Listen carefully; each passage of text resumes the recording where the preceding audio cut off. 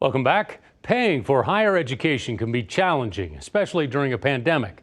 But the millions who took out a student loan get a little breathing room. The Biden administration extended the moratorium on paying back loans by 90 days. It was set to restart February 1st, but now you don't have to start paying again until May 1st. And interest rates stay at 0%. Still, experts say now is the time to glance at your balance and plan ahead. Changed, your payment situation might have changed. They might be offering, different interest rates than before. This is the time, everyone, to get ready for your student loans. And another change to student loans, a major overhaul of the Public Service Loan Forgiveness Program. So who does this impact? Jen Sullivan takes a look. A major student debt forgiveness overhaul potentially benefiting more than 500,000 people. Today is a good day for hundreds of thousands of people. They are going to get a fresh financial start. The Education Department announcing changes to its Public Service Loan Forgiveness Program. Under new actions, 550,000 borrowers working in government and nonprofit sectors, like first responders, nurses, and teachers, are eligible to have their student debt wiped out after they've made monthly payments for 10 years. These are the teachers who teach our kids in the classroom. These are the people who take care of our sick relatives. After calling for changes for years, advocates like the Student Borrower Protection Center are welcoming the announcement, saying the overhaul was long overdue. This program has been broken. More than 9 out of every 10 borrowers have been rejected, and this has been going on for years. The program, created by Congress in 2007, has been criticized for being difficult to navigate and riddled with problems, including confusion about eligibility requirements. According to the Education Department, just over 16,000 borrowers have ever received forgiveness under the program before this overhaul. When there is a 90+% denial rate for a program, it's not borrowers who were making mistakes. It's not individual folks who were doing something wrong. It was a system that had failed them. Jen Sullivan reporting. Money is also top of mind for soon-to-be new college students. I spoke with Andrew Pentis from Student Loan Hero about that and about taking the next step during a pandemic.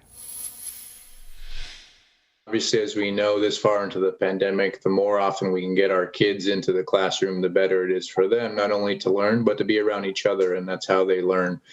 Certainly, it's even more critical for those high school students that are getting ready for college and trying to figure out, what exactly they want to do with the next 2-4 years of their educational experience. The pandemic has really been a huge disruption to high school juniors and seniors who typically around this time are worried about standardized testing, filling out college scholarship applications, applying to schools, building their college list, and really making that choice. So it's been difficult for those families involved, absolutely. I mean, the fact that the kids have been out of class for part of it, they've had to learn how to go to school virtually. I mean, does that really play a negative role? Well, one actually silver lining of this is that we've seen many colleges and universities go remote as well. So if you're a high school student and you've gone through that experience of reacquainting yourself with your classmates and your teachers at the high school level online and getting more comfortable with those digital learning tools, that could actually serve you well as long as this never-ending pandemic seems to affect the college experience. So those high school students that go on to a junior college or a college or university, they may already be familiar with how to learn via Zoom in a way that maybe they weren't at the beginning of the pandemic. That's a great point. Learning a new skill set earlier certainly will help you later on. Hey, Andrew, is there such a thing as preparing for college too soon, starting too soon to do that? No such thing as that. Obviously, if you're a parent, you don't want to put too much stress on your child the younger they are. But certainly in terms of figuring out how to pay for college, it's definitely never too early to start. You can start applying for scholarships when your child is under the age of 10. Believe it or not, there are scholarships for kids of those ages. You can start to amp up your college savings as well. The earlier you can start. If you have a newborn baby, it's not too early to open up that 529 college savings plan and even just contribute a little bit each month, because by the time your child is ready for college, whether that is a tech boot camp or the traditional 4-year school, all that savings that you've been able to rack up should be very helpful to them.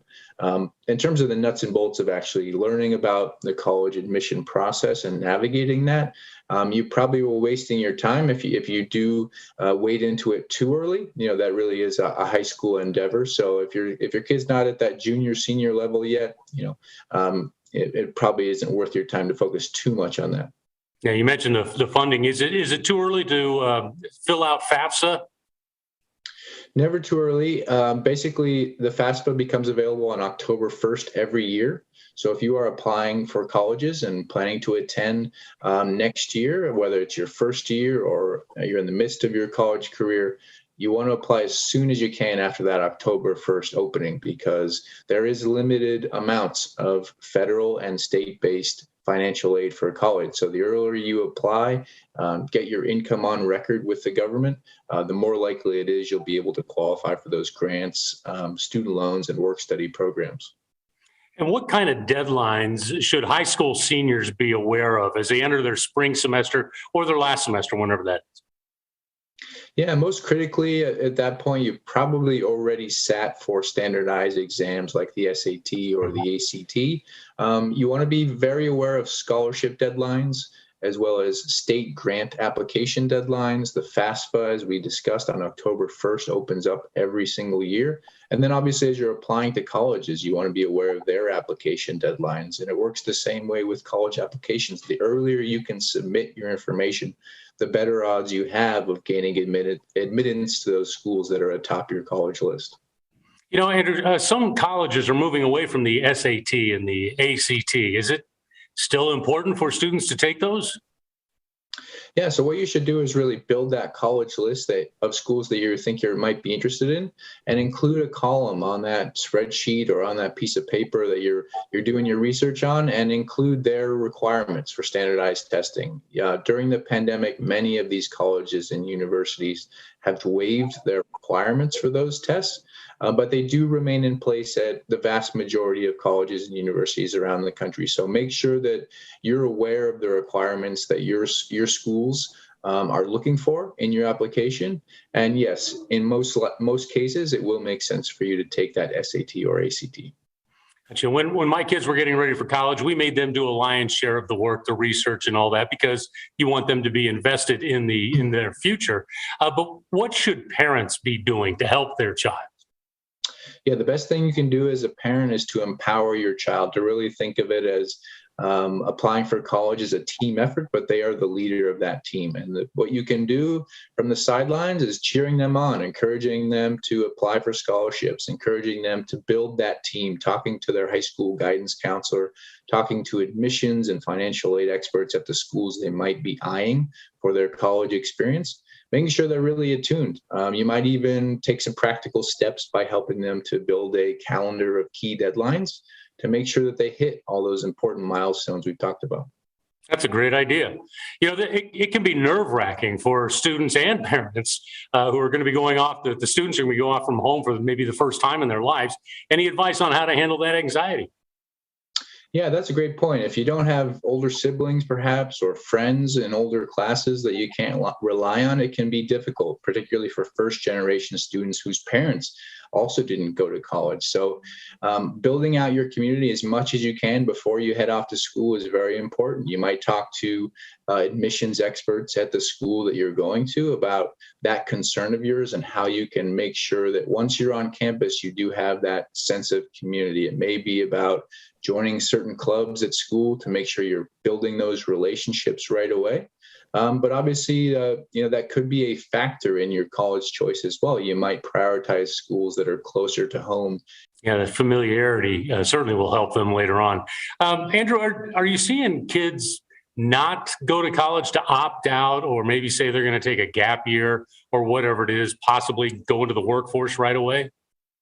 Yeah, so what we've seen is that many families are saying, you know what, if learning is going to be completely digital, what is that college experience? Is it really worth that thousands of dollars requirement that it costs to attend? And yes, many families are opting to send their kids off to a gap year. And that could include, them contributing to the family business, or that could include them contributing to the family's bottom line, taking part-time jobs, gaining some real-world experience that might inform their eventual educational choice. But certainly many other families are still sticking with that traditional route of either attending the 2-year community college or the 4-year college or university. So what, finally then, should students do if they want to get some more advice or some help from y'all? How should they do that?